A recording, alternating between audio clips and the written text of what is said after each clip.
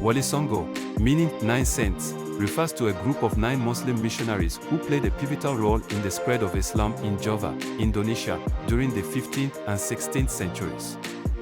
These revered figures are credited with successfully promoting Islam among the Javanese people, blending Islamic teachings with local traditions and culture.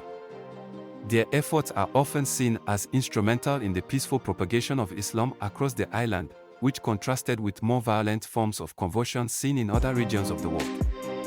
The names of the Walisongo are highly respected in Indonesian history, and their legacy continues to influence Islamic practices in Indonesia today. The members of Walisongo include figures such as Sunan Giri, Sunan Kalijogo, Sunan Ampel, Sunan Bonang, and Sunan Muria, among others. Each of the 9 saints had unique methods for spreading Islam, often adapting local customs and traditions to create a bridge between Javanese culture and Islamic teachings. For example, Sunan Kalijogo is well known for incorporating Javanese arts, such as wayang kulit, shadow puppetry, into his sermons and religious teachings, making Islam more accessible and relatable to the local population. This approach helped mitigate resistance to the new religion and fostered its acceptance. The Walisongo were instrumental in establishing Islamic communities and institutions, such as mosques, pesantren, Islamic boarding schools, and trade networks.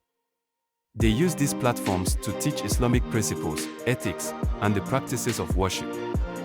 Their influence was not only spiritual but also social, as they contributed to the development of Islamic governance systems and helped guide political leaders in adopting Islamic policies. In doing so, the Walisongo facilitated the creation of a strong Islamic identity in Java, which persists in the region to this day.